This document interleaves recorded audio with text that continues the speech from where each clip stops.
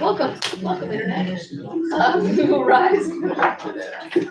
Open the public portion of the pledge. Allegiance to the flag of the United States of America and to the republic for which it stands, one nation, under God, indivisible, with liberty and justice for all.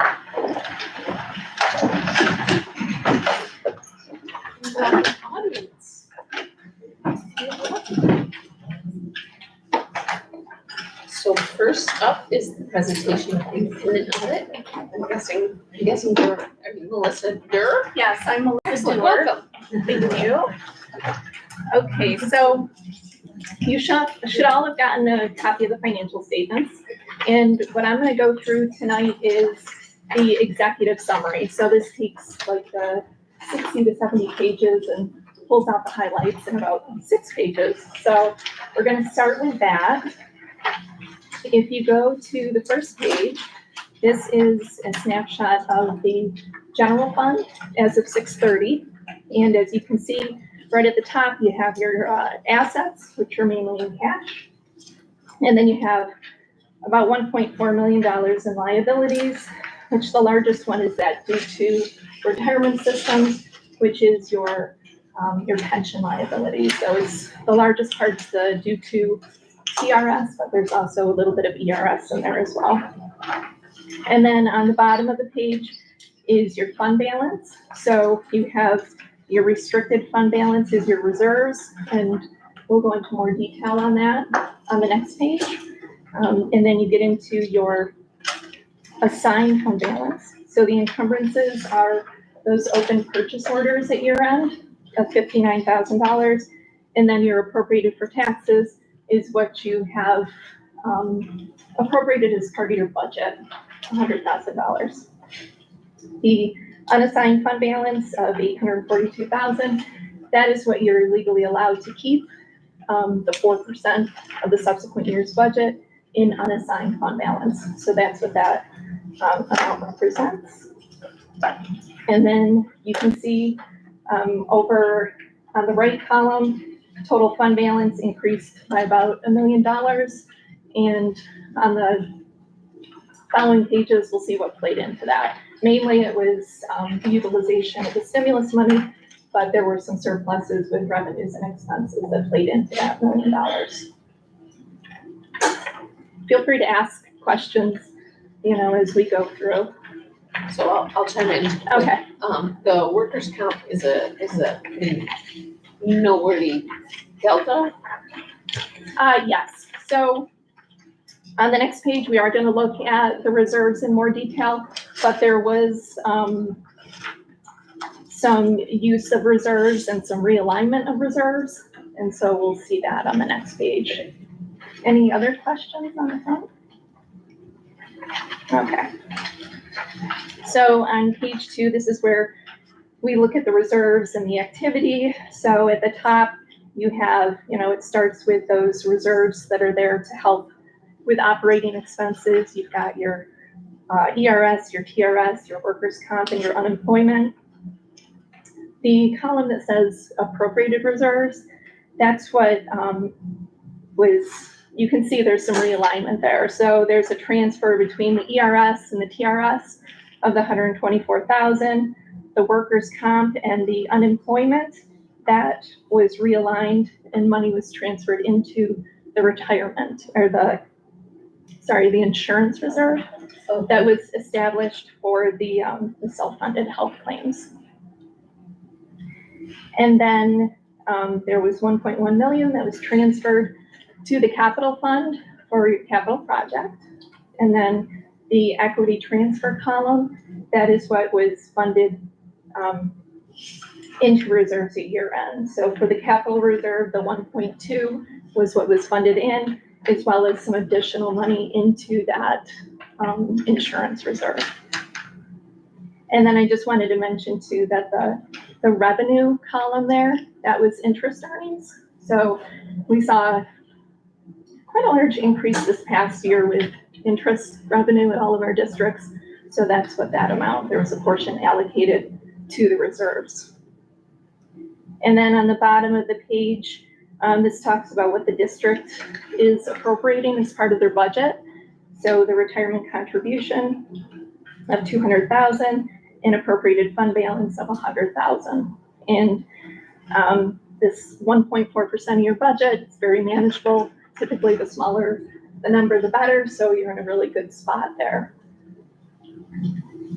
Any questions on reserves? Just one more follow. So going forward, the workers' comp and the unemployment insurance will all live inside that newly created insurance reserve that also does health insurance. So there is a little bit left in the workers' comp reserve and the unemployment reserve. So there are some balances still there, but a portion was transferred to the health insurance reserve. So did its intent change when the money was I guess that's what I'm trying to, did it change from unemployment insurance money to health insurance money? Correct. Okay. Correct. Yep, it was just the reserves were realigned to kind of shift stuff. And you did those Where at the it was June and July needed. board meetings, the resolutions that you did at those meetings to move that money, after we looked through the chart and what was required there. We were creating all the insurance reserves, we had to get extra involved, there's the whole thing, yes. It's good to have the cushion on the insurance and the, yes, health insurance. Thank you, sorry. You're welcome. No, that's okay. So on page 3, this is a revenue summary for the general fund. It compares what was budgeted to what actually came in. So as you can see, there was a surplus of about $794,000. And the largest variance there was in that miscellaneous category.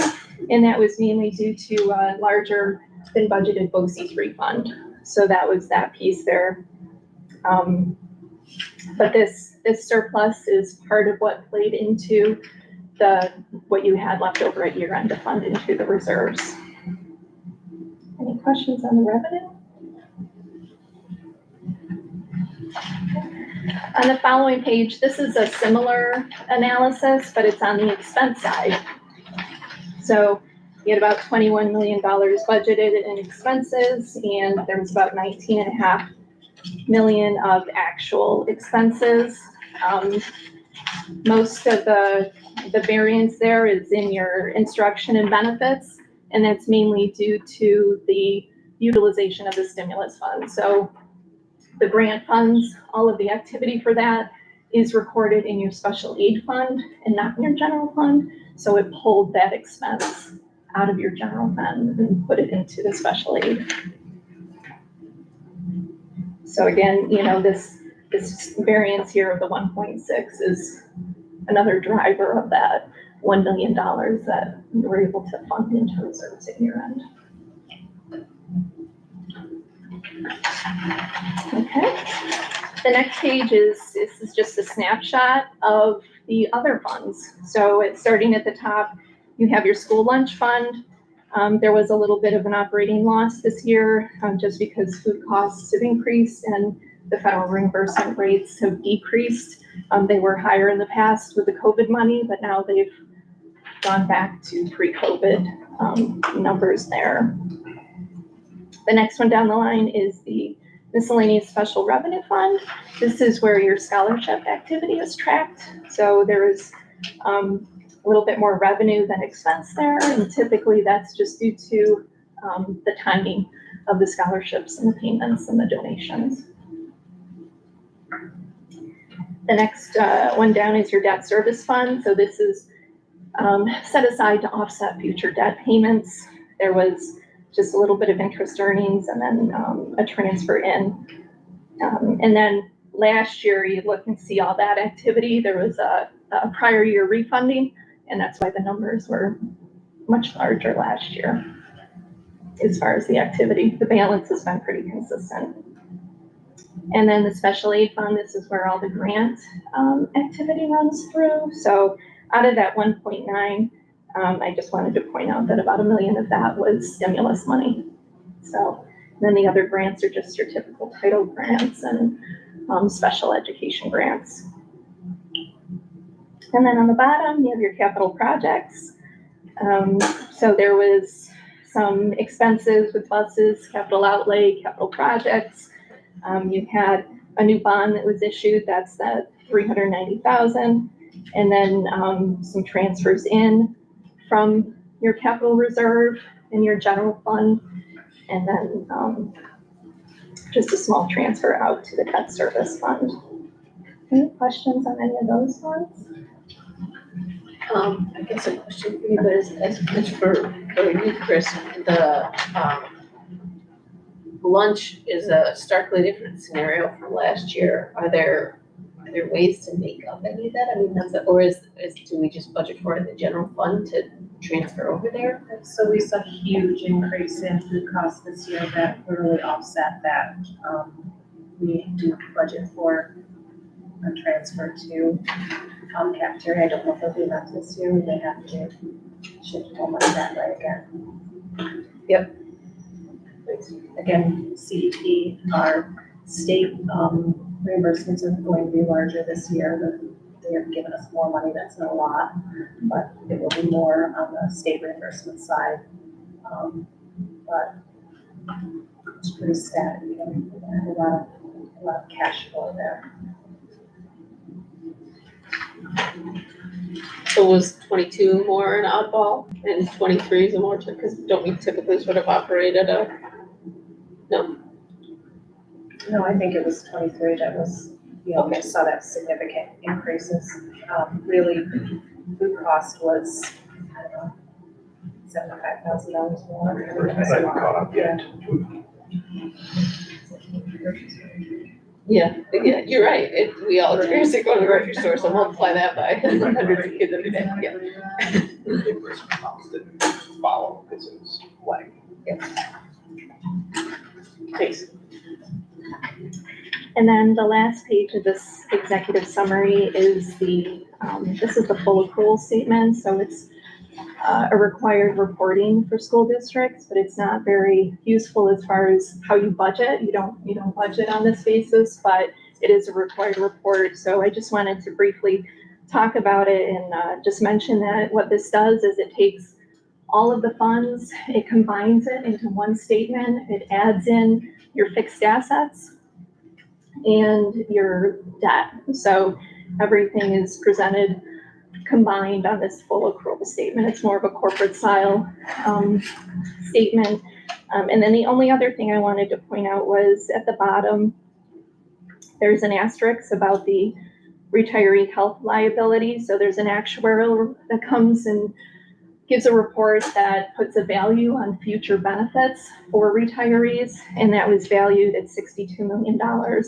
So that's why you see that deficit in the net position, because it's up in that liability section, but districts aren't allowed to fund it. So there's no corresponding asset. So it's just a deficit in the fund balance. So, and typically the only way to control this number is through contract negotiations, because it's based on what benefits you offer. That's what it's all based on. Any questions? So pretty much every school has that. Yes, and it varies depending on, the dollar amount. Yours is, is almost 3 times your budget. So it's a little high. We have some, it's all over the place, but we do have many that show that deficit or that negative net position because of that.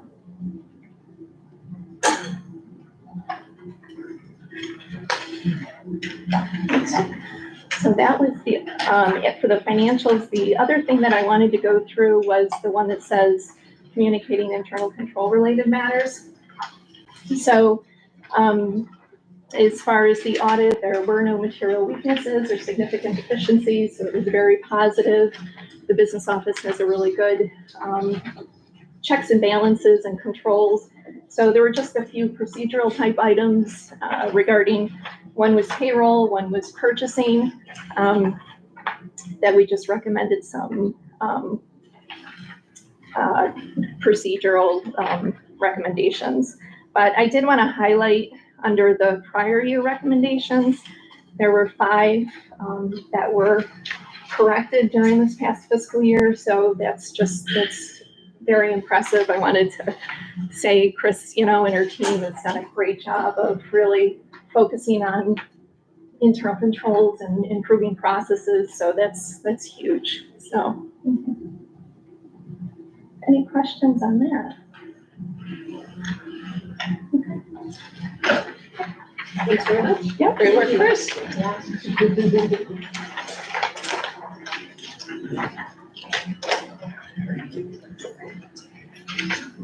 So next up, CSE, CPSE. Yeah. Is there a motion to accept the CSE and CPSE report? Nate and Kate, pick your first and second. All those in favor? Aye. Any opposed?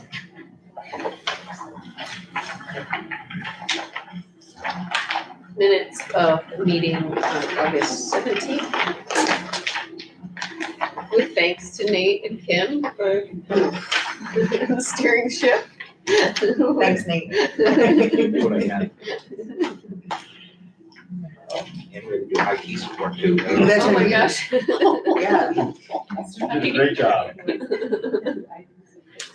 I still have all the instructions in my third Thursday folder, so. Any comments, questions, editorial revisions that anybody knows? Is there a motion to approve the minutes? So moved. Thanks, Hope. Is there a second? A second. Thanks, Greg. All those in favor? Aye. I will abstain because I wasn't here.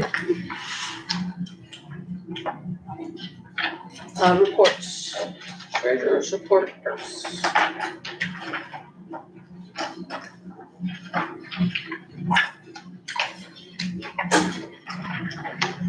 It was kind of nice to see you do one quiet month. July was quiet and it's storm busyness the other 11 months. It's quiet in the accounting side, but in the purchasing side, it's really busy, so, yeah. And we can do July and August together, yeah, right? Cool. Okay, so is there a motion to approve treasurer's reports? Thanks, Kate. Is there a second? Second. Thanks, Hope. All those in favor? Aye. Opposed? And appropriation transfers. And that was also July and August.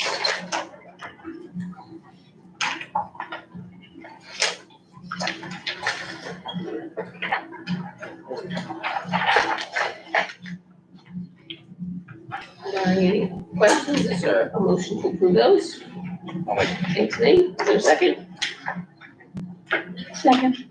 Okay. All those in favor? Aye. Aye. Any opposed I'm going to abstain. from those? Yes. Okay.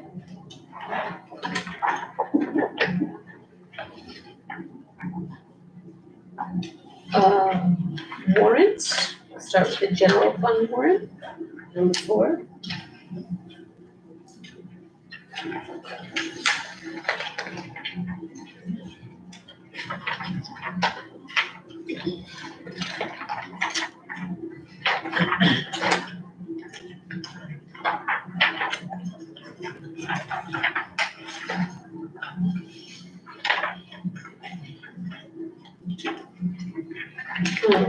On page 7, there was Hunt Engineers. That's something separate from capital projects. It is, sounds like it's about that, so I had an outstanding bill from a time from before I was here that never had gotten reconciled. They were great to work with, they acknowledged that, part of their bill, reflect, so they had the bill, that was a little less than they were expecting to recover because they were expecting to do our facility survey. They took that out, they reduced the amount, but it was clear that there was a certain amount that had never been paid. We just had to make that out. Just for the group.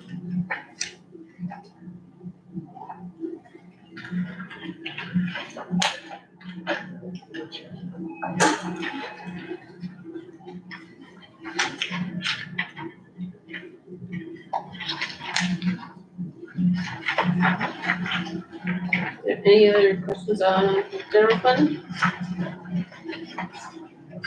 Otherwise, we can move to federal fund number 2.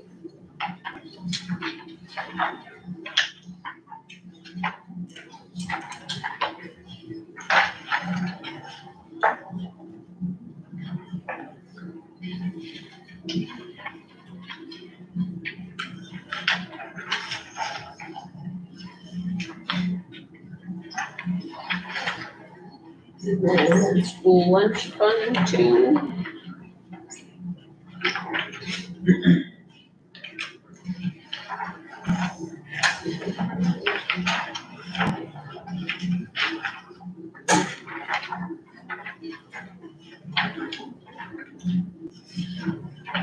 Last capital fund 2.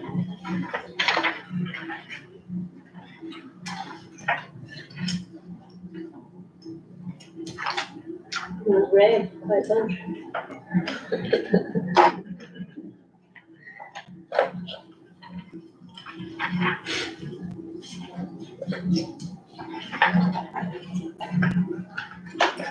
After questions. Okay. Is there a motion to approve all the warrants? So, Thanks. Oh, second? Thanks, Nate. All those in favor? Aye. Any opposed? Okay. Recognition of visitors. Hi, visitors. You're front and center. Would you like to go first? Oh, yes, thank you. My name's Ray Calwara. I live on Old Kowski Road, been in the family over 100 years. No other houses on the road. We live a quarter of a mile from the main road. Carter, that's my granddaughter, Carter Ann. We've had her since she's been 4 years old. She lost her mom when she was 4. But anyway, she's 16 now. So now they want her to walk quarter mile down, quarter mile back each day. I don't want her doing that in the winter. I go to work 5 o'clock in the morning. My road's not plowed. They will not plow the road unless a bus comes up there. My wife has to go to Ithaca also. Anyway, if it's icy and snow and she goes down there, gets hurt or something, it's not gonna be good. It takes exactly 2 minutes for the bus to go up there, pick her up, and go out. 2 minutes. The other day, we had to wait 2 minutes down at the bottom of the road for the bus. So what's the difference if he doesn't come up and go down? I pay $5,500 in school taxes a year, and the bus can't come up and pick her up. I'm worried about not only her safety, there's so many weird characters around, that other kids are also in the same boat. And other parents have to go to work. I've been driving a bus for 23 years in Ithaca for TCAT. I know the problems. I mean, we have trouble getting drivers also. Normally we have 85 drivers, we're 30 drivers short. We can't even get parts for our buses. We normally have 50 buses, we're down to 20 buses. There's no money for it and everything else. I know it's tough on everybody. But here, this gentleman suggested maybe the bus could come a little bit earlier, which would be fine, and pick the kids up instead of a little bit later, and then they could get everybody on time. But, you know, if some kid gets picked up along the road, there's gonna be a major lawsuit or something on the school. It's just not safe. Thank you for taking the time to come on. So I that's my point. They're, I'm not trying to be, I know it was a big You know. change for a lot of folks, and there are people in the room who can speak more to I know that they're feeling exactly the crunches that you identified from your job. Right? yeah, the other thing is, I don't know how much they pay here, but maybe if they raise the pay, they'd have more volunteer drivers. That's what they had to do at TCAT, keeps raising it up, because the more they raise it, then we have, but they have a problem. They interview like 10 new drivers every 2 weeks. 8 of them can't pass the drug test. And then out of those 2, maybe 1 will stay. I mean, and that's a problem, whatever business there is, everybody says the same thing. But anyway, that's my take on it, if you could do something about it, you know? Maybe take some of that money that you're gonna spend for changing the Candor Indians to the Cougars, put it toward payroll or something, you know? You know what I mean? You gotta spend money where it's needed, So there are. for the people safety of the workers- kids. Because if one kid gets hurt, it's gonna be a disaster. So, if I may. Absolutely. So, thank you for coming in. I do know that you've already contacted the transportation department. I appreciate that's the right chain of command. So I appreciate you've had those conversations. And I think you appreciate too, like they said, you know, we're in a tough situation. We're trying to make it work for all the students. Well, I hope so. I just want to say, we also are not happy with the situation we're in right now, and we're working on it.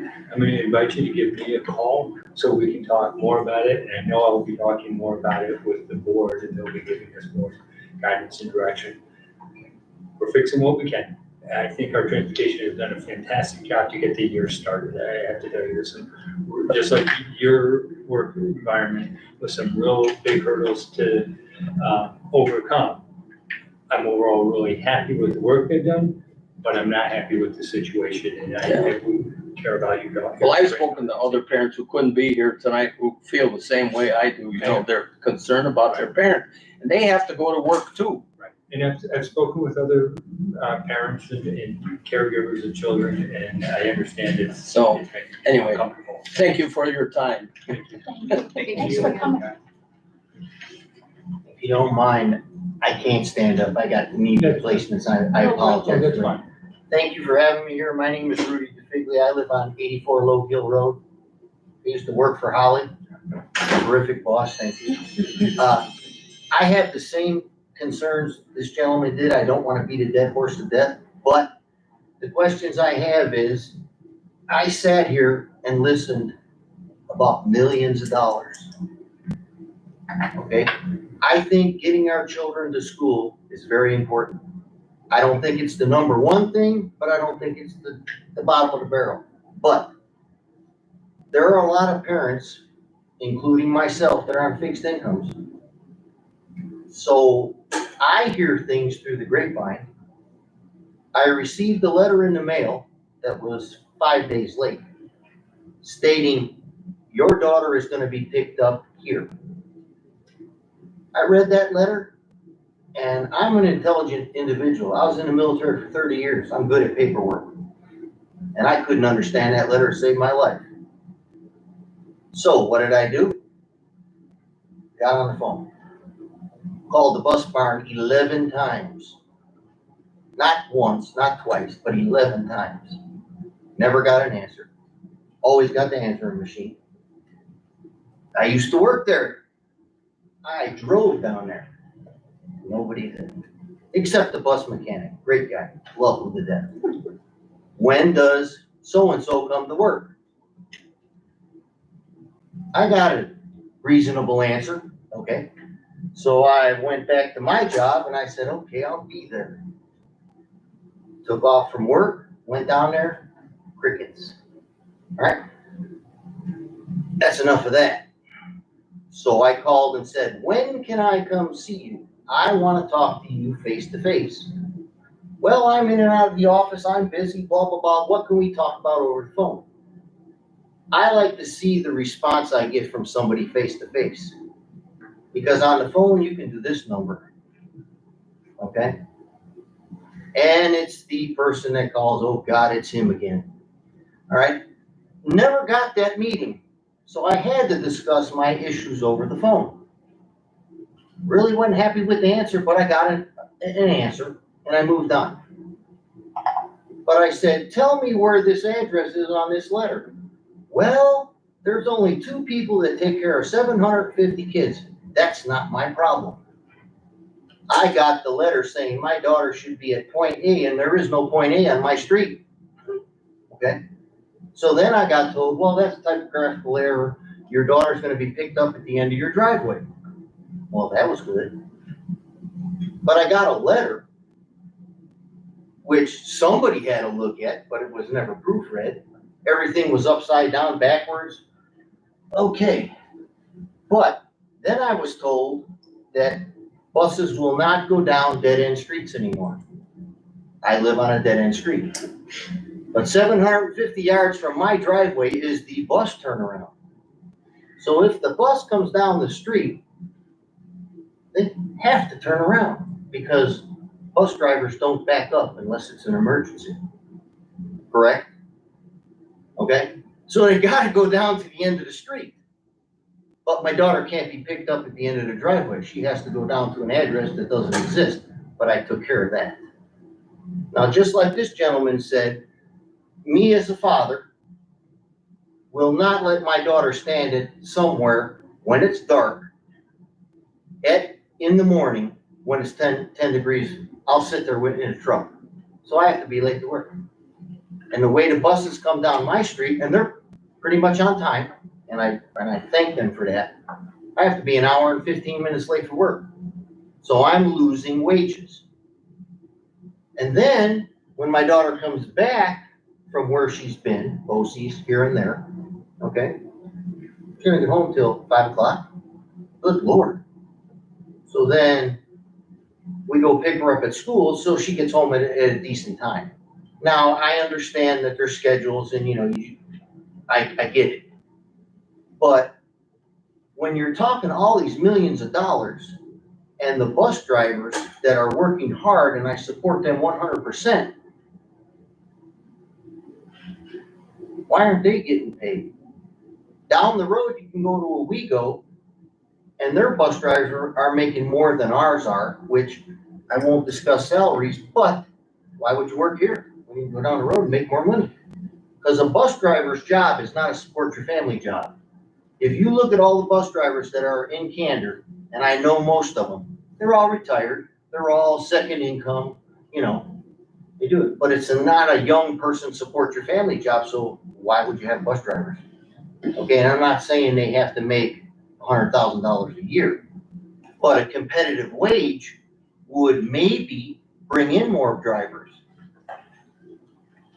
So that's what, and I've talked to other parents too at my job, and they're all worried too. Oh my God, how am I gonna get my kid down the road, or, because dad leaves for work and we only have one car, and okay, mom and the kids are walking down the road in the dark in the morning. And when the time changes, it's a little better. But I can't fathom that.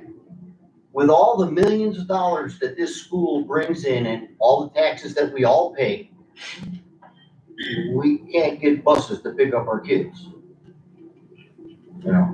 So I appreciate your time, thank you. I went on a little longer than I thought, but it's just a concern, I left my job 30 minutes early to be here. Lost money, but it's worth it. Because, I support everything everybody at this table does, and the school is wonderful, but I just want my daughter to get picked up and brought home. And I'll pick her up if I have to. So, thank you for your time, I greatly appreciate it. Thank you for making the time to come out. And I'll also invite you, give me a call, I'd like to talk more. Right, but, if I call you, I'm not gonna get any answers. When I didn't get any answers at the bus barn, unfortunately, I called school and the poor secretary was called the bus barn. They ain't answering. If you wanted my, I know how to get a hold I'll of give you. you a call tomorrow. I will, and I appreciate it, and I don't mean to sound harsh, but when I'm not a social media person, I like to talk to people, I like to, see the look on their face when I bring up a concern or they have a concern with me. But, I understand, if you have a smartphone, call me, I don't wanna talk to you.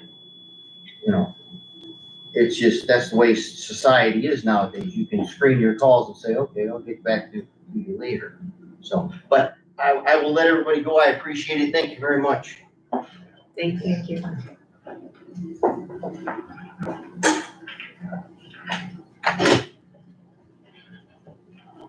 Blake, did you have?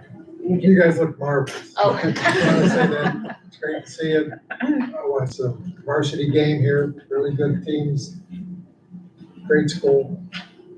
Wish I was younger and could go here. Try to drive bus. No, I wish I could, but my eyesight is crap. If you want me to drive bus, you better get big insurance. I'd rather have my kid walk to school than have me drive. Fair enough. Sorry, I wish I could. Mr. Farley? Yes, I just wanted to say hello, Farley. I think I know all of you, or most of you, we've met at least once, and I am the new president of the Candor Faculty Association, elected this past spring. And I've had some really nice conversations with most of the administrators on this, and I haven't made it over to Pete's office yet, but that'll be soon, I'm sure. And just one of us, a representative from the Candor Faculty Association, will be here, probably at most meetings, and will be available for chats or conversations. It'll probably be me the next couple of months. And that's it. Just hello. Great, thanks for coming out. And congratulations on your new post.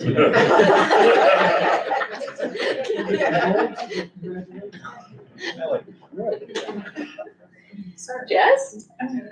I'm here with PTA. I have goodies too. So, on the first day of school, we handed out bracelets to all the kiddos. So every student got one. So that will give to work. You want to take one and pass them around. So that was really successful. I think it just kind of spread a little cheer on the first day. Kate volunteered. She was there. She saw the smiling faces with us, so that was nice. So we were kind of already gearing right up and doing things. We had a movie night before school started. Pete was there giving away supplies. We gave away 60 backpacks before school started, so that was great. We've been starting our anti-vaping initiative. So we came here before school started, hung a bunch of posters throughout the hallways. We put some posters in the bathrooms with like text to quit numbers. And we're working with Tiger County ASAP, or communicating with them with more resources that they have, the things we can do in this building as well as fifth grade in the elementary building. So, and they also tabled with us at the open house, and they will be at the elementary too, with resources that they have regarding, all sorts of kind of drug related things. We also sponsored a senior sunrise breakfast for the seniors on the first day of school. So they got to have their donuts and stuff for the seniors on the first day. We are in the midst of our membership drive that is open to community staff, everyone. So please join. I forgot my little QR codes to bring that, but you can join. And we are doing for any staff. If you join by the end of the month, we have 2 baskets for each school. We're giving away a little gift basket with a $50 Target gift card in there. So it's worth it joining. So like $5 to join. Let's see, we're going to do both open houses. We've got homecoming coming up. So we're going to table at the dance, the game, and then we're going to help decorate the dance. This school is kind of running that. We're just going to give them a little help for homecoming. And we have trunk or treat coming up again on October 31st. We're partnering with the elementary school. So we'll have that set up where it was last year for 2 hours. This year, 6 to 8. We'll see how that goes. And Doug's Fish Fry will be here that night. So that's kind of first things are going on. More to come, but there we go. I'm tired. So much. Can I ask a question? When you said senior, you're talking about high school seniors. High school seniors. Like there might have been a donut in there for you. Thank you. Thanks. And I should have been consistent. So Mrs. Squasio and Miss Anderson. Okay. I'm just here. Okay, that's fair. And thank you, visitors. No, thanks. Back to the board stuff, and then we'll get to other people talking even. So acceptance of we have 2 considerations, I think. Yes. Acceptance of the independent audit. Thanks, Nate. Is there a second? Second. Thanks, Hope. All those in favor? Aye. Any opposed? And then acceptance of the corrective action plan. I'll move. Thanks, Greg. Is there a second? Thanks, Kate. All those in favor? Aye. Any opposed? Excellent.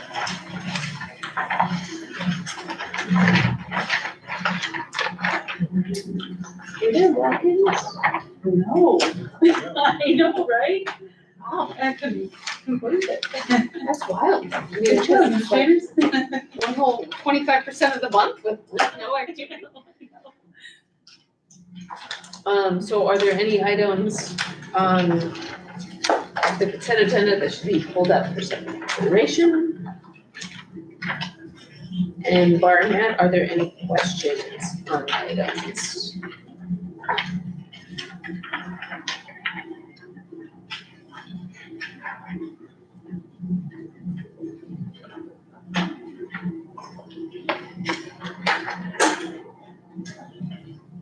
Alright. Is there a motion to approve the consent agenda? Thanks, Kate. Is there a second? Thanks, Nate. All those in favor? Aye. Any opposed?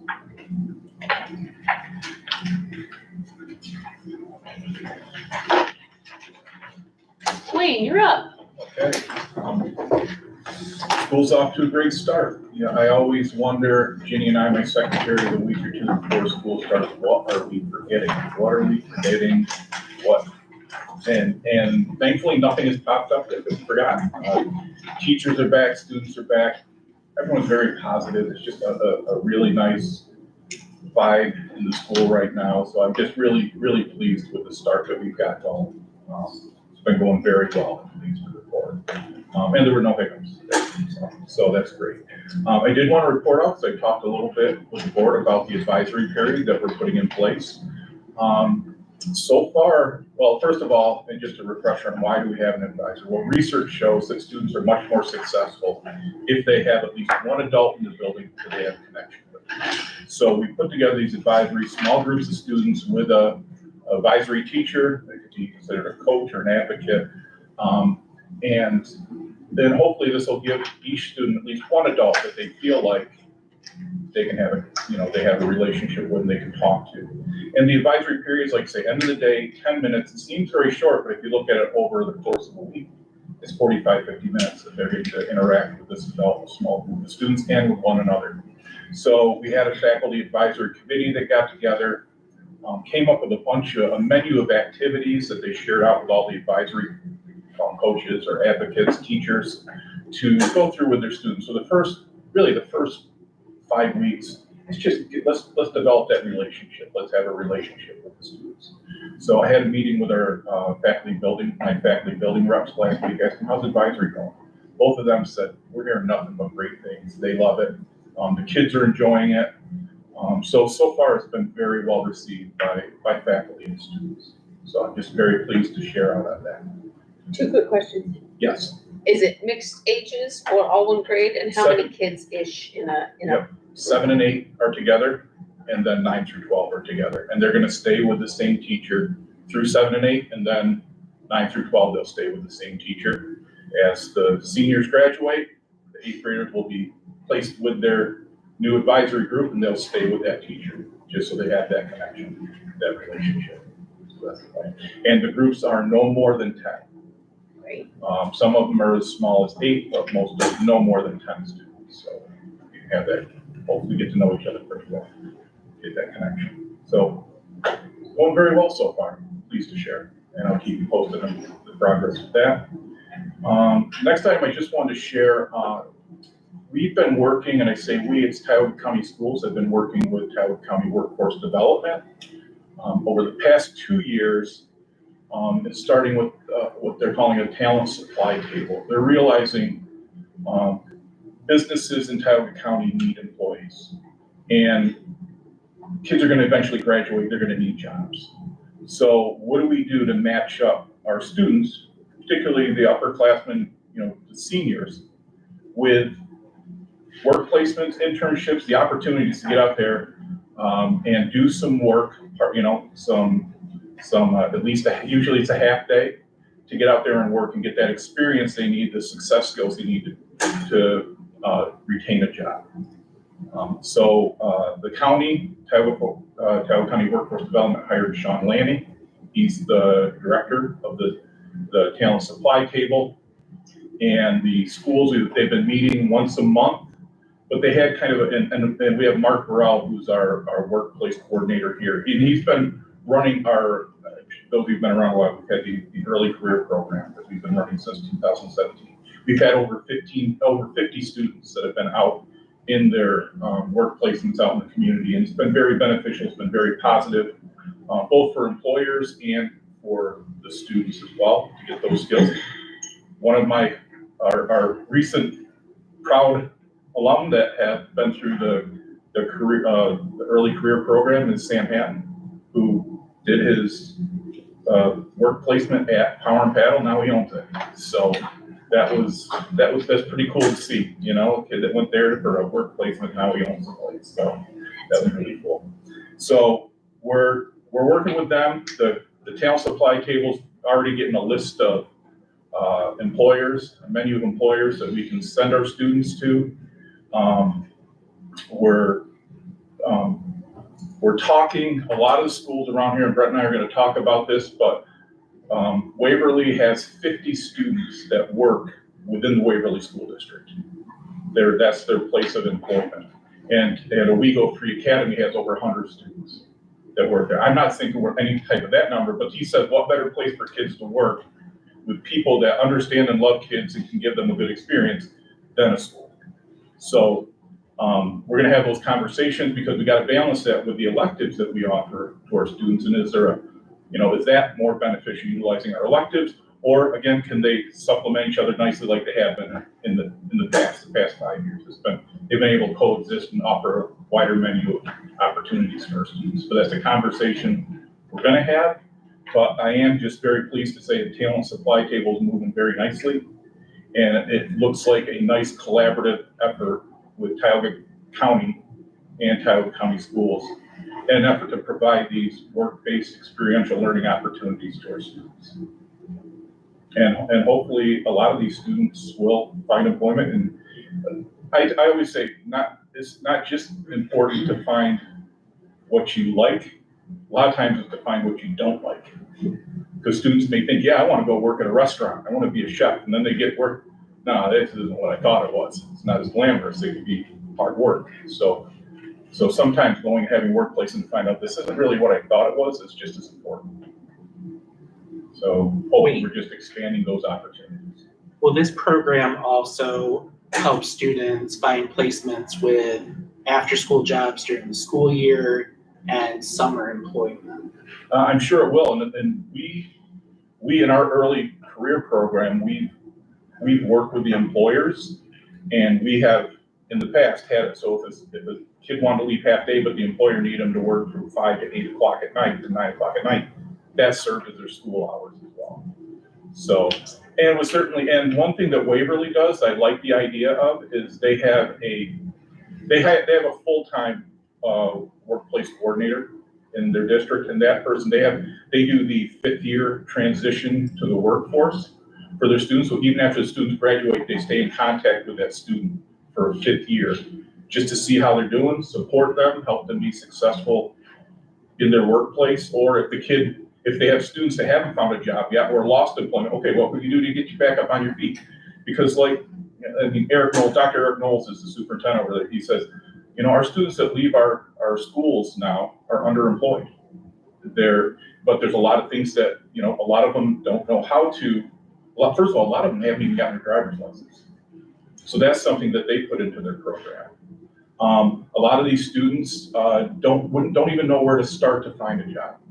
So after they're trying to get them these work placements, then follow up afterwards just to make sure that keep the ball rolling. He said, we just don't want to hand them a diploma and they're out there, because our communities, we own these kids. Whether they're working or not, we own them. They're going to be staying here. So we'd rather have them working than not working.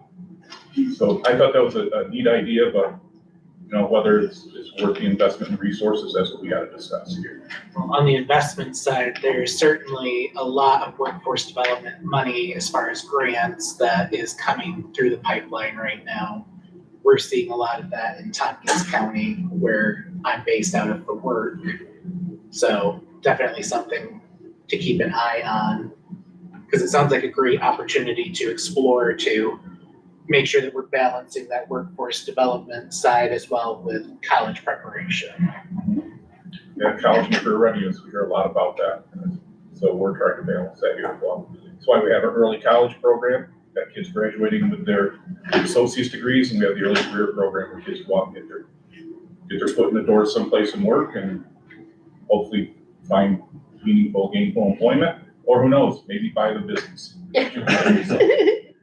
That's fantastic. I'm really glad to hear that the good work that's been happening here is being augmented, and that there's a real collaborative spirit in the county. I think that's really important to bounce ideas off of each other and what's working here and there. So Yeah, we all great, share a thank need. you.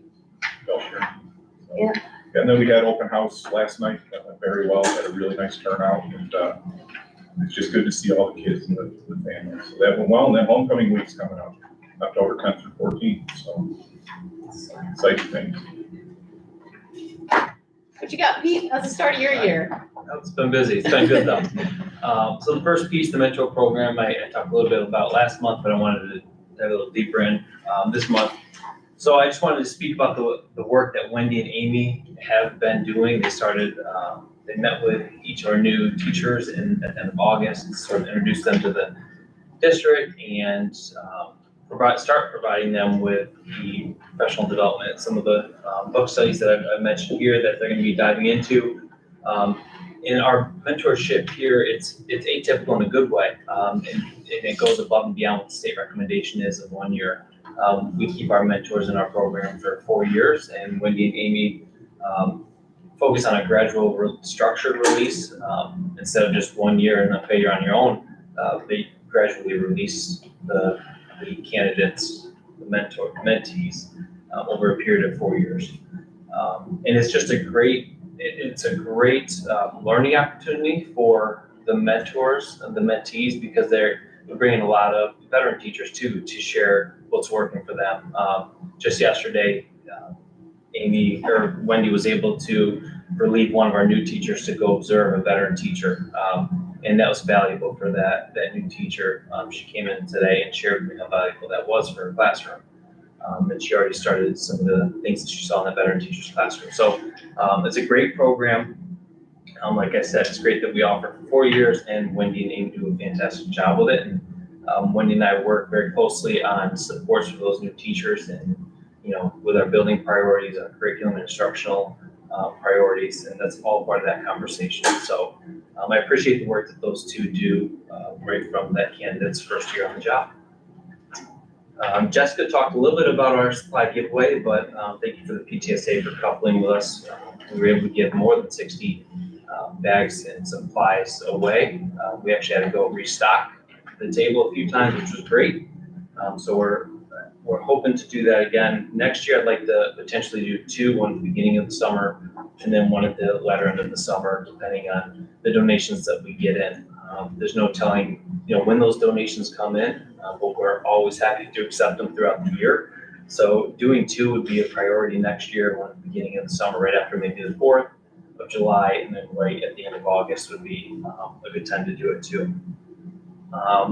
The Children's Reading Connection, I partnered with the Children's Reading Connection in my previous district. It was invaluable for those early learners. I see you're shaking your head because you're from Tompkins County, right? They're big in Tompkins County. So I've reached out to the Children's Reading Connection, and we're offering each pre-K and K child that tote that you see there with the 6 texts in it. And our goal is for the teachers in Wendy Brunemesso in the library, our pre-K and K teachers are going to introduce 3 of those 6 texts by December 4th.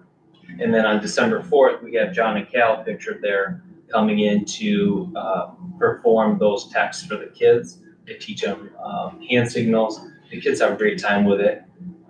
The first concert is going to be during the school day. It's going to be for the kids. Then we'll have them come back in the spring to do the other 3 texts. And that's when we're going to invite families in and make it an evening thing, hopefully partner with the PTSA with some things at night. But in my previous experience, they've been great. It's getting getting 6 texts in the hands of our early learners to develop that love of literacy right at a young age, and that's really our goal. And thank you for Chris for working with me to pay for that with title funds. And yeah, we're excited about that.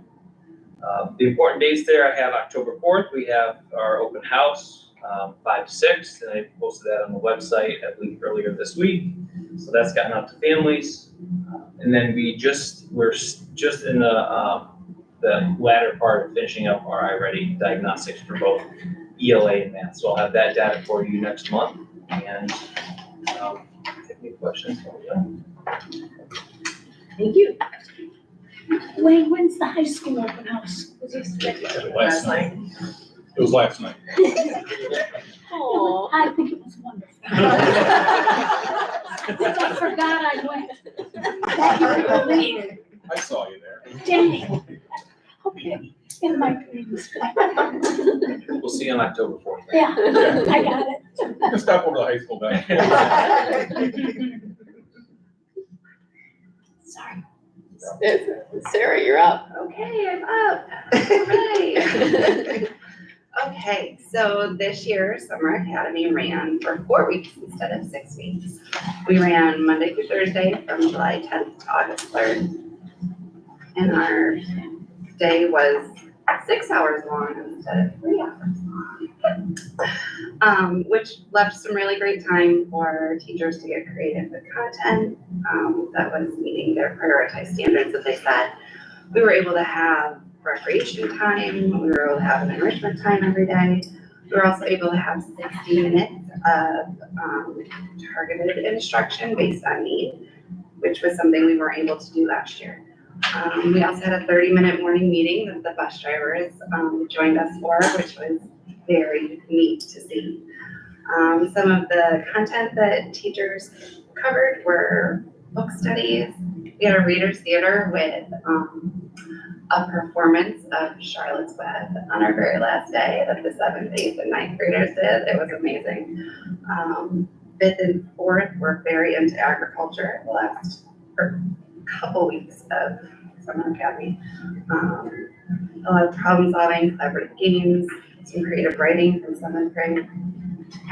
This year, Cornell Program Extension asked if they could come in to do SNAP, which was really interesting. It's food-based, and the kids loved it. Caitlin, who came in 3 out of the 4 weeks, was just very impressed with how our children behaved and listened and participated. So it was really nice to see how they engaged with people other than us. So this year we collected some oral reading fluency data. We have student feedback, we have teacher feedback, and we have family feedback. Our family feedback this year came from 26 families, which was up from last year. And all of them, 84% of them said they really liked the 4 weeks of full days compared to the 6 weeks of half days. Our teachers all said that as well. The kids all enjoyed Summer Academy. Some of them said they would most definitely recommend it to friends, and some of them said they probably would not recommend it to friends, even though they had a lot of fun. They liked SNAP, they liked rec, they liked doing the things in their classrooms. They thought maybe some other lunch options, which Michelle got that feedback from us last year and did a really nice job with the menu this year, so I'm interested to see what they were thinking of that.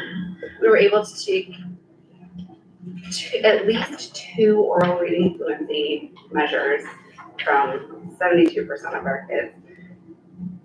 4 weeks is not statistically sound to show much of anything. It was a good experience for kids to get to come out of the classroom with someone, get used to reading. It was a good experience for our teachers to be able to see that data and kind of think about what it might mean. Erin Thomas helped a ton with that too. She had the experience with it from the school year. We really appreciated being in the high school this year. The air conditioning was amazing. The custodial staff was amazing. Wayne and Jenny and Holly and Pete and Matt and Kim and Brian were all extremely helpful. I could not have done anything that we did without them. Katie and her drivers as well. Always super flexible, always able to say, oh yeah, we can pick up that kid if they want to come one more week. That was amazing. And PTSA, who made a donation to our teachers to be able to do what they would have liked to do.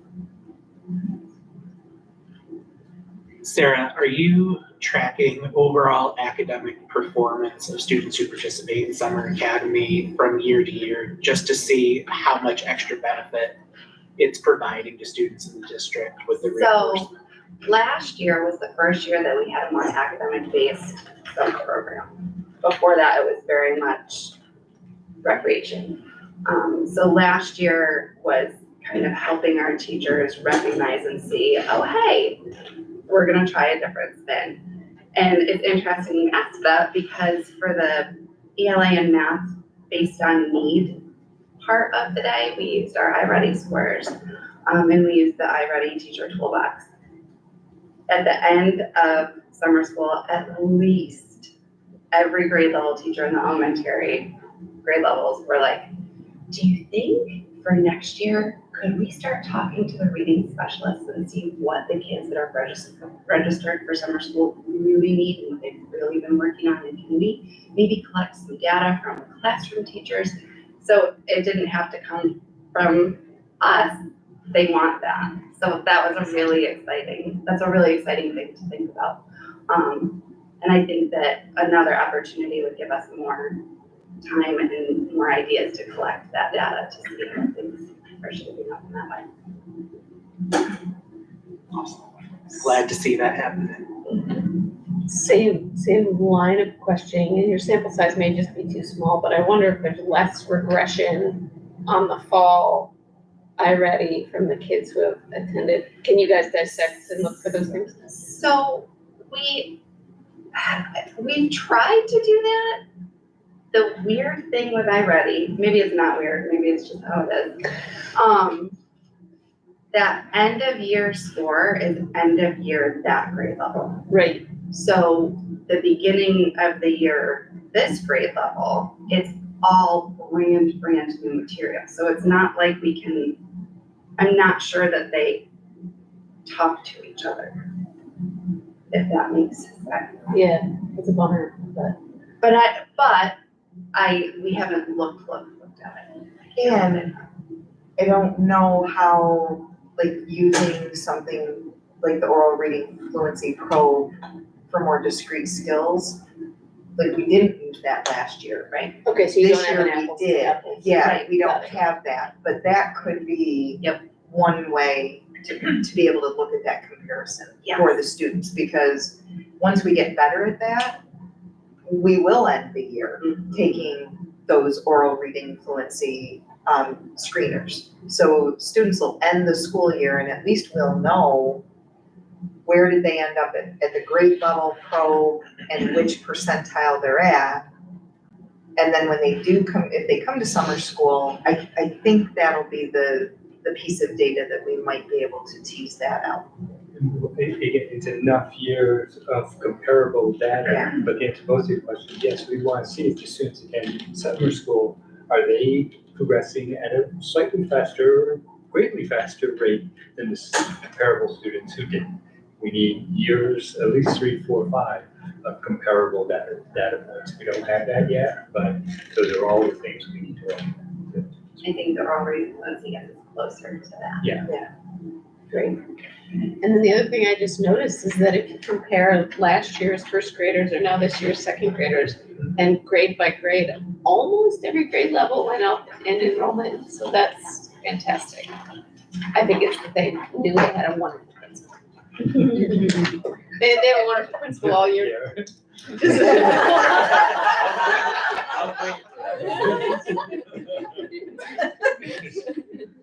She's out of her normal wheelhouse, right? So I'm giving her encouragement. Can I ask a question? Of course. Okay, our parents, can we get the results of the summer reading assessment that you did?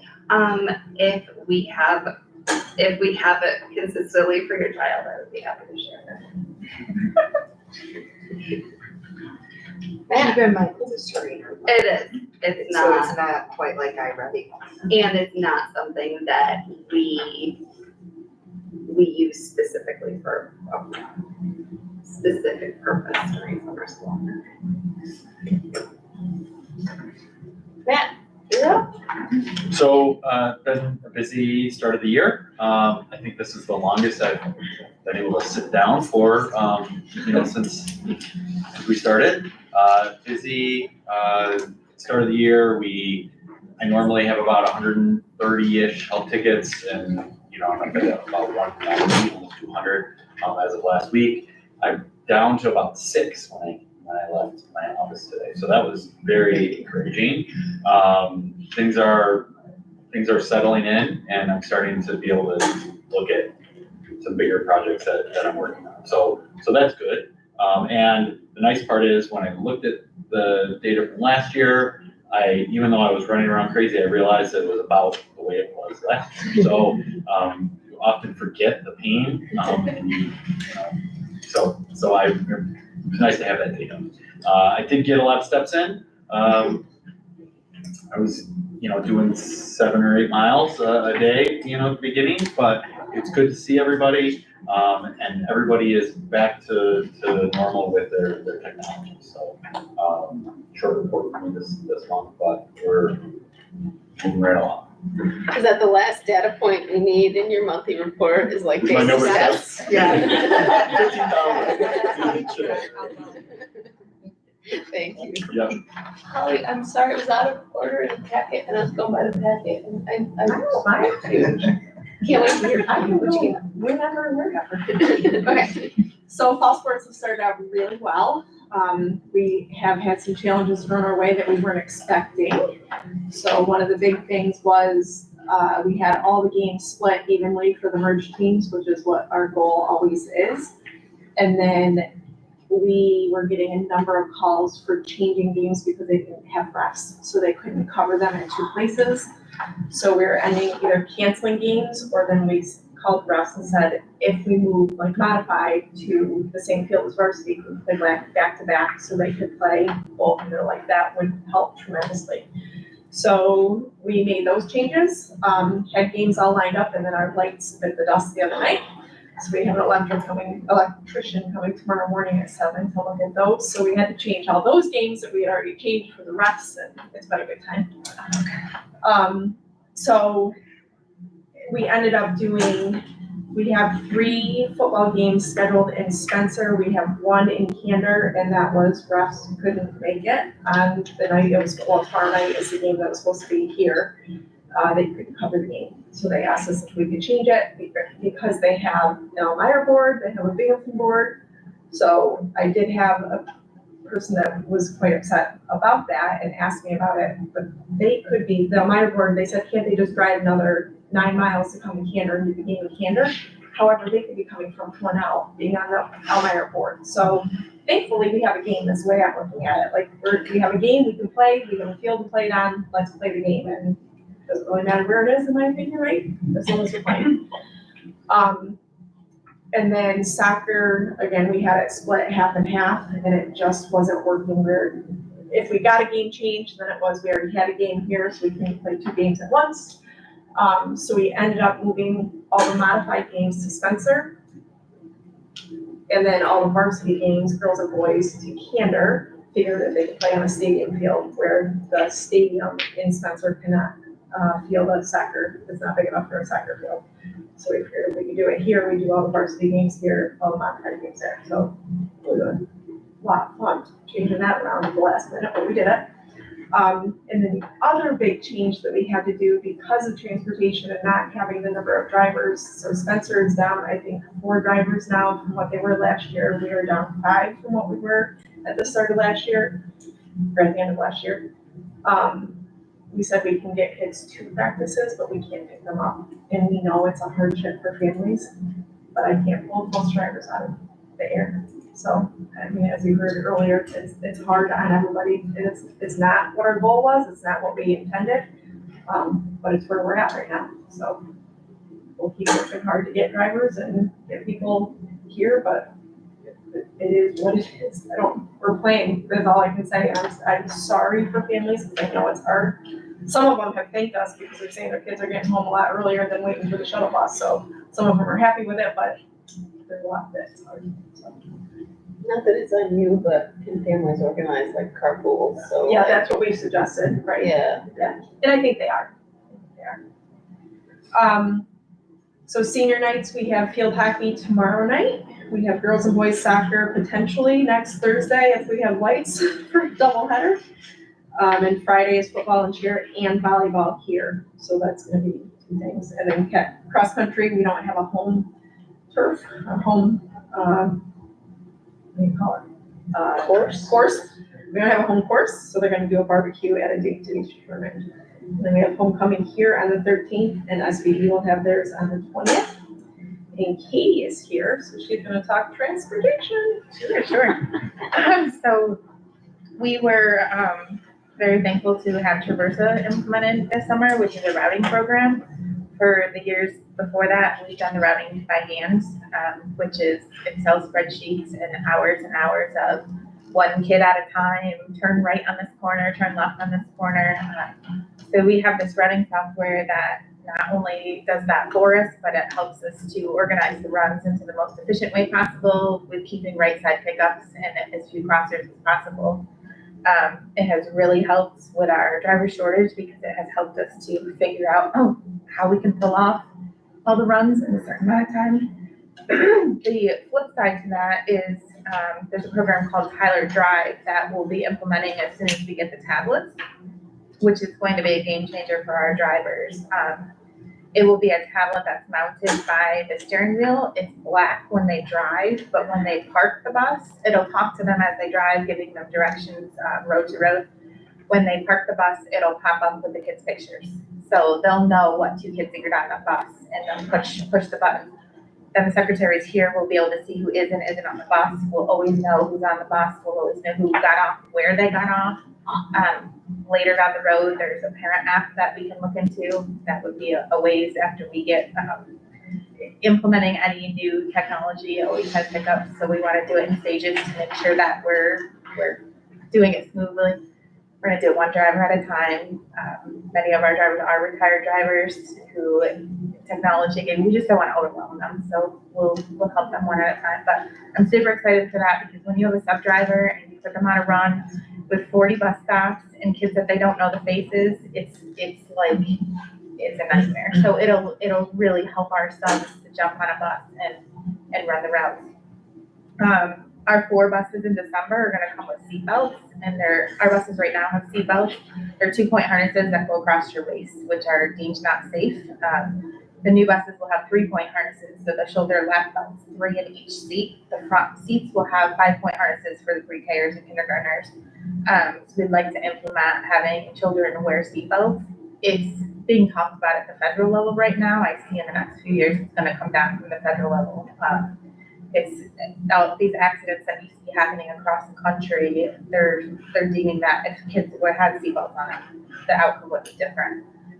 Owego has implemented it and they've seen their discipline go down on buses.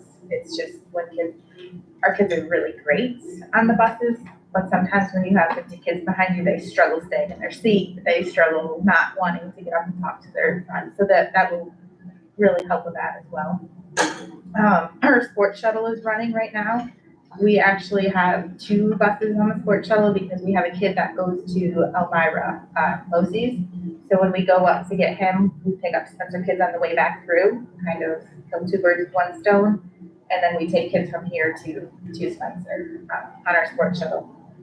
We have a new system on our gate, which is once we get that up and running, will allow our gate to be closed.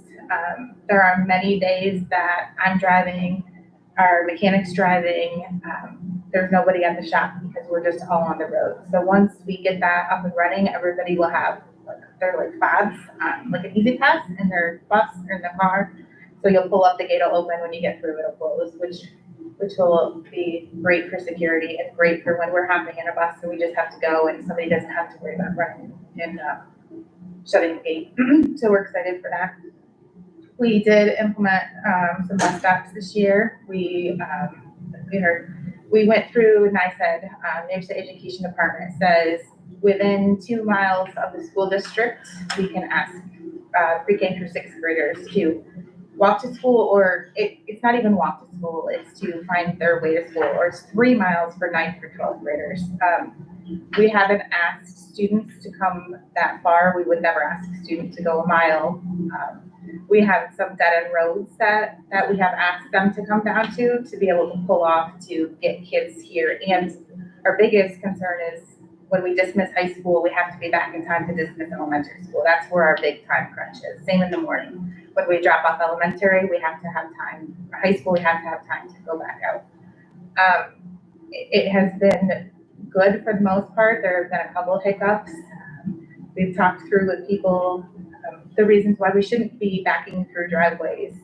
A lot of people don't understand that buses are 15.5 tons and sluice pipes, depending on how they're installed, our buses might not be rated to go on them, and the liability that we can't go up some of these roads and turn around on not town or county or state approved turnarounds, which is different for people. It's hard, but it has saved us a ton of time and it has allowed us to get kids here on time every day in one bus run, which we're struggling with. Like I said, Rob's driving most days, I'm driving most days. We have a substitute driving every day. There's light at the end of the tunnel because we just had a new driver hopefully through tonight. There is light at the end of the tunnel, but it's still tight. I'm not sure what the solution is. We're not the only school district with a shortage, but the bus stops have certainly taken a little bit of pressure off to get the kids here. Gut check, what percentage of kids are now at bus stops? Percentage wise, it's very few. I would say, well, we've got the trailer parks, which that would be our big one. On our back roads, say we have 5 bus stops, maybe. Gary Morris's run is the one with the most. He's the only bus that goes up that direction, which is Candor Hill, Bell Road, Fairfield, Lynn Road. So he has the most because it's just that bus up there. Yeah, there's not many, but it's enough to make that time crunch work for us to get back, to put it back on the road to get the second set of kids. So how many bus runs did we have last year, start of the year versus this year? 9. We had 9 buses. We had 8 full buses last year, and then we had like a 9th overflow bus last year. This year we have 8. Or we had 8 last year with a 9th when they're overflowing, I guess. 8 buses last year with a 9th one. That was our 86. It was our 44 passenger. That kind of took the pressure off last year. We don't have that this year. We just have the 8 full buses. Katie, I know that you're juggling a multitude of things in trying to address all of the need in transportation.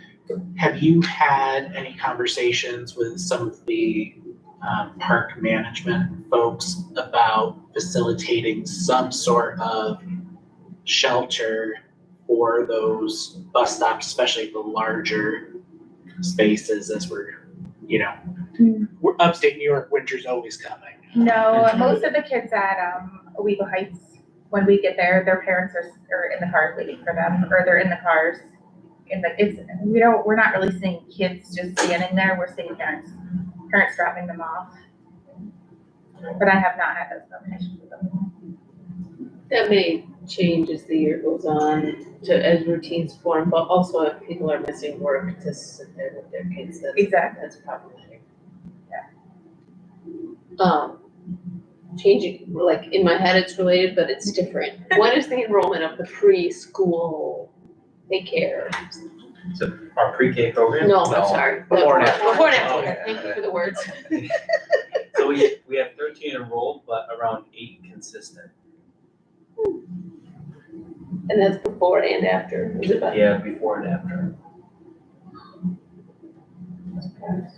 Yeah, we were we were talking with PTSA beforehand, and, those numbers, we were hoping would be a little bit higher. Is the program, is that still viable in terms of the program administration? I mean, and obviously we're like 2 weeks in, right? But Well, it's the outside organization that we've had come in and do it.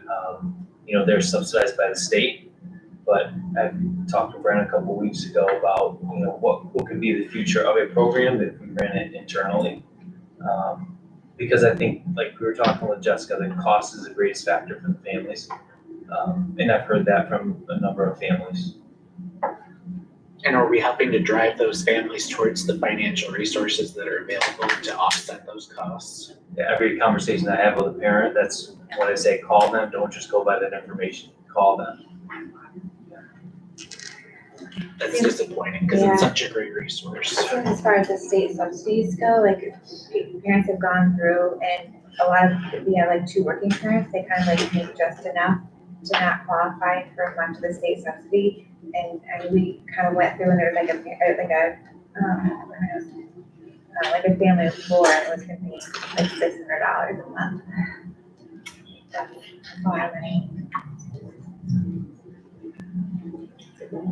for the high school, when is the earliest parents can drop their kids? Our doors open at 7:30, but our vestibule opens at 7:15. So if kids get dropped off, they can go inside, not very many, but there's a few. Yeah. They can go wait in where there's heat in the vestibule, then at 7:30 the doors open.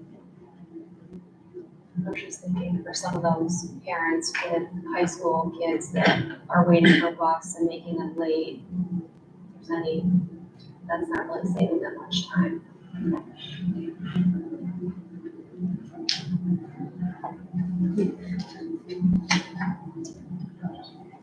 Sorry. Thank you, ladies. Keep fighting the good fight, right? I don't know what else to do. Well, yeah, that's why I was like, we're all over it. We are just now. Oh, Hannah, you're up. So the first thing that I want to say is not on my report, surprise, surprise.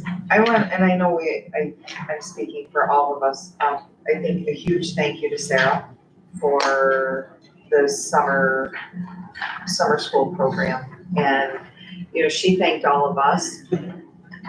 Maybe she just didn't call me that often over the summer, but it just wasn't on the forefront of my mind or probably any of it. Like we could do what we needed to do because the program was being taken care of really well. So, But I knew they were there. right. And we did help, but they helped way more than I did. No. On the front of my report, Chris reminded me, you almost got the report without the district priorities on it. And when we reviewed the package, she's like, where are the priorities? What you have in front of you though, is a little different than what you saw last year. The priorities didn't change, but our next step in our process is starting to create SMART goals around each of the priorities. Over the summer, it was kind of a part 3 of our admin retreat. Chris facilitated a conversation or work day where we identified one priority, which happens to be the 4th bullet down. And it all of last year was listed as core instruction and tier 1 interventions. The bottom half of the page shows our draft first attempt at writing SMART goals around that one priority.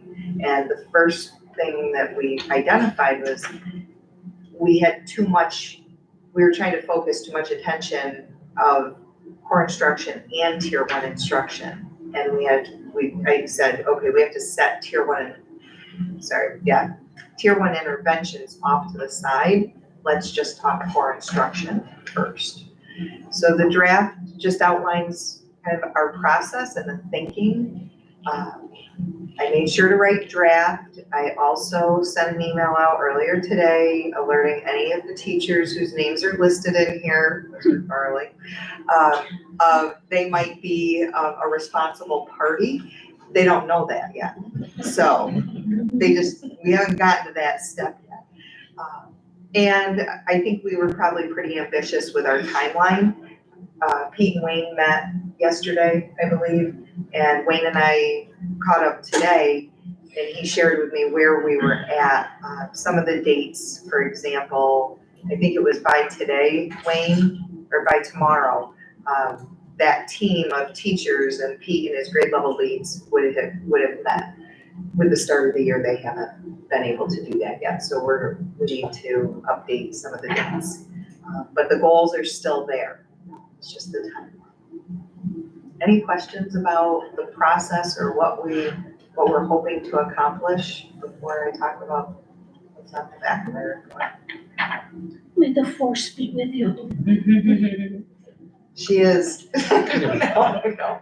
No, it was, I think it was a learning experience for all of us, not that we haven't written a SMART goal, but to really try and take at least what we have that we're working on until, we go through a formal strategic planning process. These are the areas that we've identified, and I think we all left feeling, accomplished, like we had a plan and knew discrete steps what we needed to do.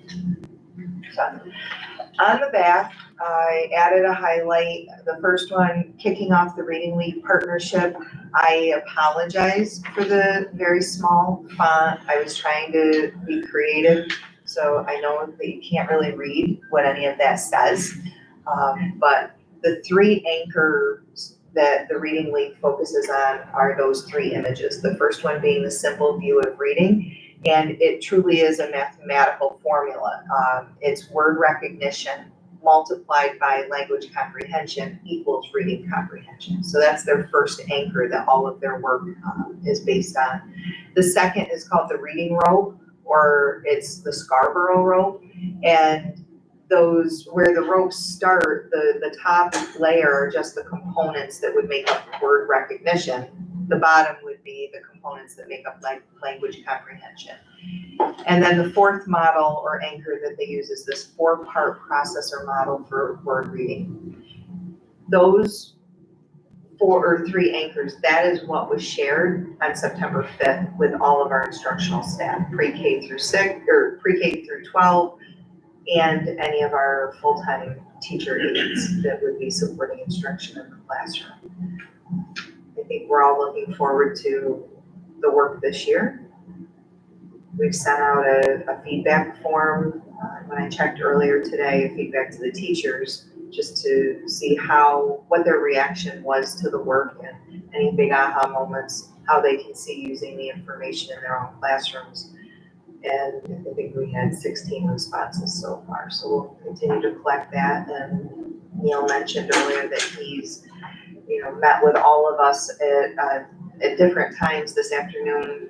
Brent, Chris, and I met with some of the members of the Faculty Association, asked them as well, like, what are you hearing about that day? So getting that feedback. And then my last 2 items are focused more on special education. You will, coming into this month's meeting, most of our meetings would be amendments. So just things that needed to be tweaked from the end of last year to start this school year. Excuse me, and we have we're trying out a process. Sarah's part of that as the CPSE chairperson. And I think we're putting a solid system into place that we can just roll right along with amendments and fit them in weekly on Friday mornings when we meet as an office team. So that way we're not holding up anything. And then the bottom is an organizational chart with the addition of a second full-time school psychologist, Abby Holmes.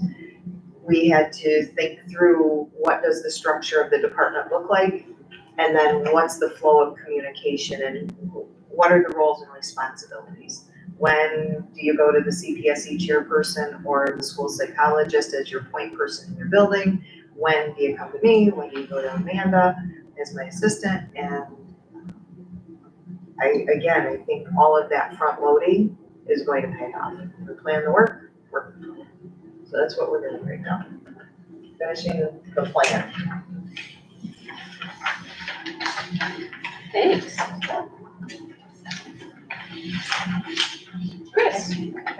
So Melissa Dewar was here to present the audit. Last year, they were here doing the audit this year, so it feels fantastic to have, have that finished and off our plate, books closed for 22-23 and moving forward.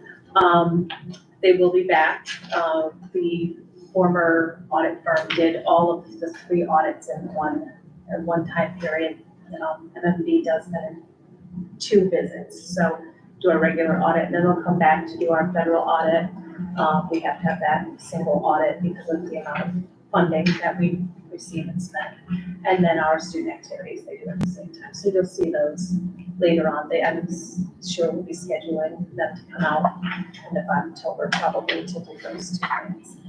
I want to give, formal thank you to my staff in business office, Taylor, Rain, and Corinne Kellogg, who are fantastic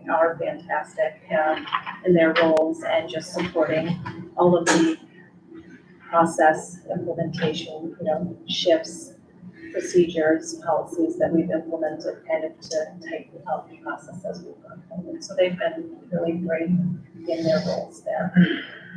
We've completed the 22-23, all of our 22-23 grants, our 23-24 federal grant submissions are in and approved. So starting to do work on our 24-25 budget already, which is just a crazy thought, and just kind of remembering that this is the year for the sunsetting, of those grant funds. We're seeing the phase off there.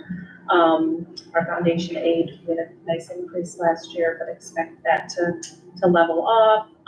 We have lots of economic factors facing the district. We talked about food costs, just those this year.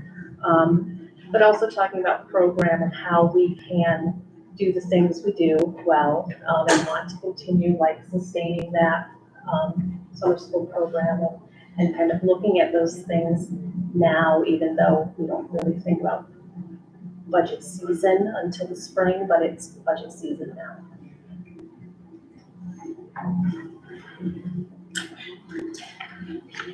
Thank you.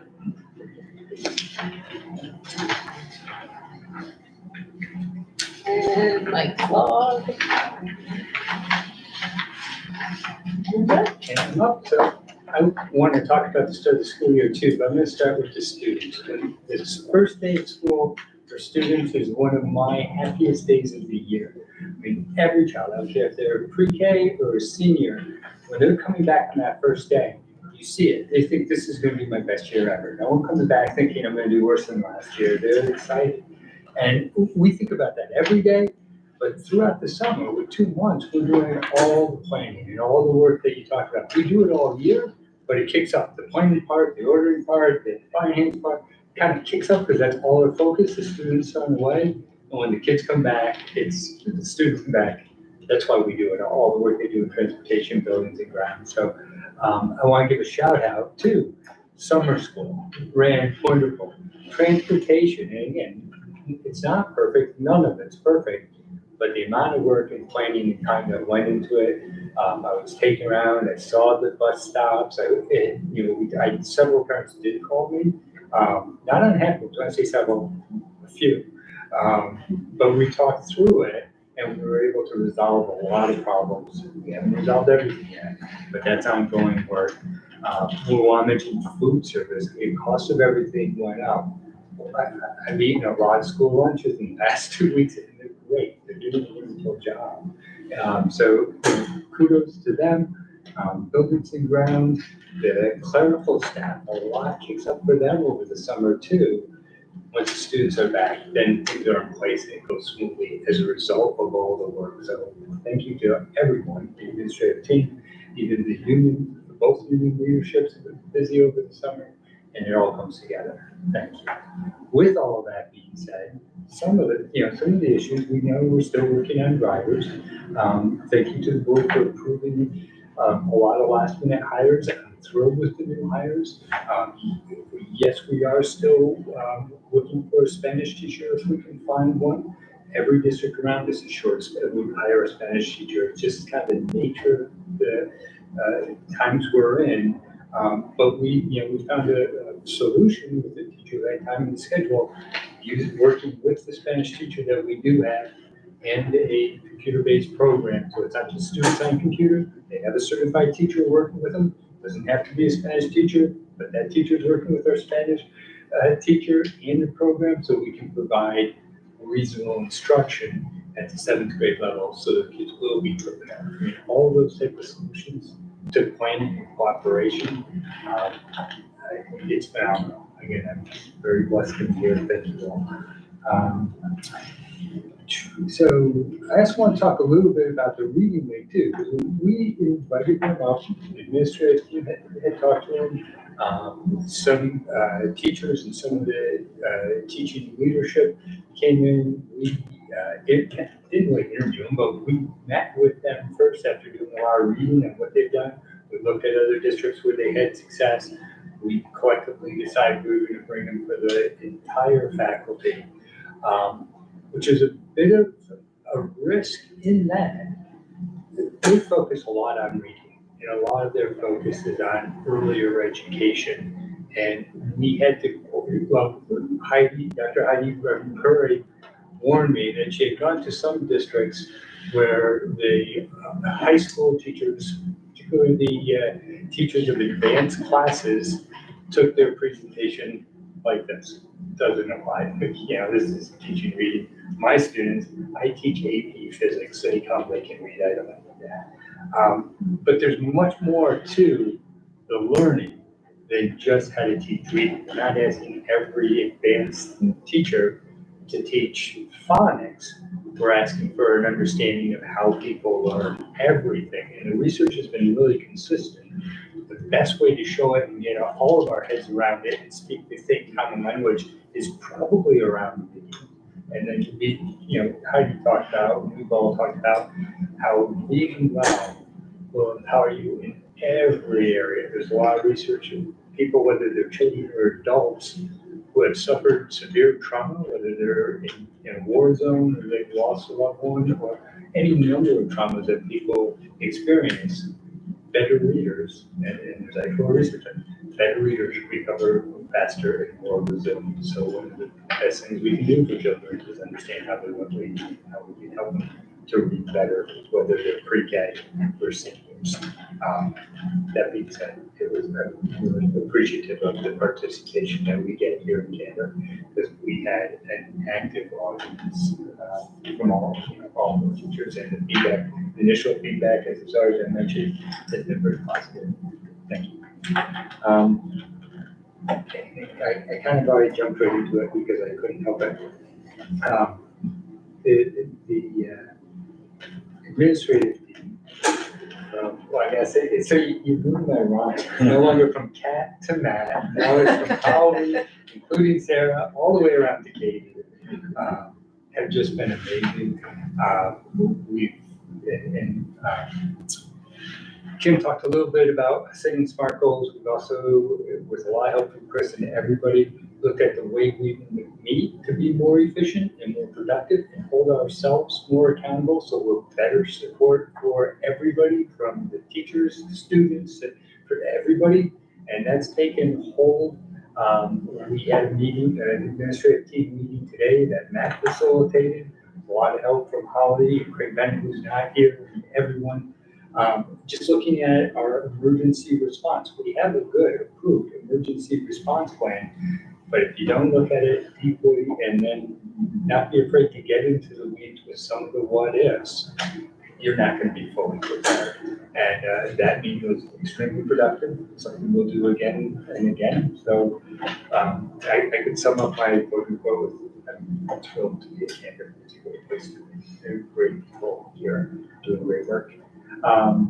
The last thing, just, an FYI, some of you may have noticed, because it was in the news, that the Asian Lunar New Year is now recognized by New York State. It is not a state holiday, which is kind of problematic, but schools cannot hold session on that particular day, which is a moving holiday for people who celebrate it. This year, it comes on a Saturday, so there's no effect to our calendar. Next year, it will be more of a problem because we won't be able to hold session But parents, whether they won't have it off, it's not a state holiday. If you work for New York State or if you work for private industry, you still have it. So it's just one more day in our calendar that we have to plan. It will add a day to our calendar somewhere else because there's no talk of reducing the number of days we have to be in session. Not a big problem, just something to share with you. Any questions at all? Just on that, Brent, for districts like Ithaca that have adjusted their school calendars to incorporate, for example, the Jewish holidays, have you had any conversations with them on how they've adjusted their calendar to adapt? Oh, sure, I do. That's why school districts don't have, so again, it's not a big problem. It just means we had to add a day somewhere else. So we either start a day earlier, end a day earlier, or shorten one of our existing holidays. Right. It's the same number of days in every district all across New York State. So that, it's not a big problem. It's just a problem. I think it's more of a hardship for someone who doesn't have the day off because it's not a state holiday, but then my children do, you know, and We've lost those already. we have a lot. Yeah. If I'm not rambling on too long too, I do want to talk a little bit about the facilities and, you know, the 100K project, the smaller project with the stairs. They're not done yet. They were supposed to be done. We had a hard deadline as far as we could make it before our graduation. And then there's still some things. The railings came in and the welds weren't up to standard. King and Appel Osborne, our partners, you know, it's our architectural firm and our landscape architects, have been wonderful and supportive. We're holding the subcontractors, we're doing the work to the specifications. So those railings have to be replaced because they're just not up to standard. They're functional now, they're fully functional. And then things like the color, that's all getting fixed. And I want to, you know, appreciate everyone's patience. But we'll get it right. As far as our next 100K capital outlay, I just want to remind people that we have the sewer system, septic system at the elementary school, and the forms for that will be coming soon. And then our large project, I know I owe the facilities committee an update, which I'll have out before the end of the week with exactly, you know, where we are, what possibilities for changes we still have at this point, and then we'll get some feedback. We just had the submission to New York State to sign today. So those submissions will go to New York State. There's still room for change. There has been some talk about if things come in under budget and we're able to save another money, maybe we'll upgrade the track, not expensively, just small, go with the blue instead of the standard red or black that are the choices. That would be a small cost. We'll look again, we did earlier, at turf. Some of the obstacles that we have with putting in turf, whether or not it's a cost saving, that's debatable. People who sell turf say it is. People who sell grass seed say it's not. And, you know, you sell lawnmowers. It really does seem the advice from our landscape architect, because you really got to plan on that being almost a wash to keep the surf clean and safe. Is almost not quite as much work as more. So you have to do that. You don't have to line it. We'll look at that more deeply. One of the obstacles we have that not everybody has, our high school sewer, our septic system in Litchfield is under that field. So that's going to complicate it and make it more expensive for us than it would be if there was nothing under there. And also make it a greater risk if something happens to the sector, then we're pulling up maybe $3 million. You know, so there are all those issues that will still be discussed and shared with the facilities committee and the board.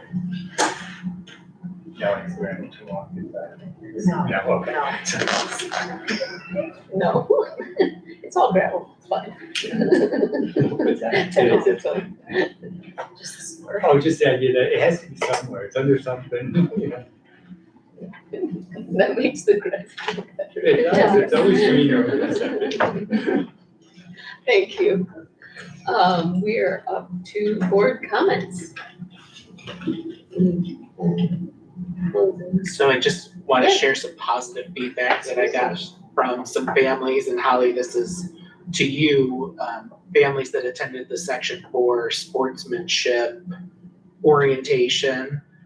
I heard from several parents what a very positive experience that was, and multiple parents that said they felt and wished that all sports attendees would attend something like that because they saw it as being that beneficial. So just props to the Section 4 for really making that a priority, and Holly, for you and all of the athletic folks for reinforcing it.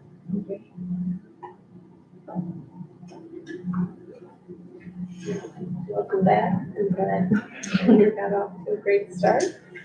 All recognition visitors. Visitors, you get another crack at the apple here. If there's anything. I have one quick question. What you got? Brett, you mentioned facilities. I know one of the, things you were working on was the track around town, and I did notice the mulch going in over the summer. Has that been finished then? It's not finished yet, so that, and that's not part of our facilities committee, that was a separate grant with, Tioga Health Department.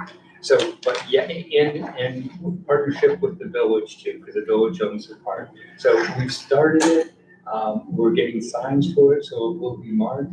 We're right now looking to get, more mulch. The mulch that you see down there was just donated to us. And when we get enough, we'll have it all the way around. There's a little bit of leveling of a hill that isn't completed yet.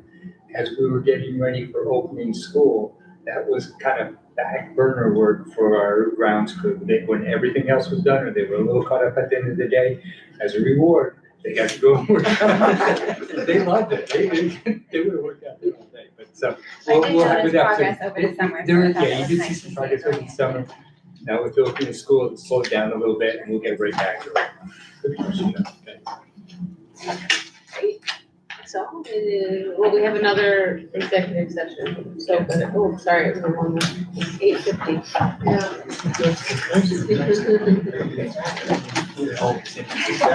Well,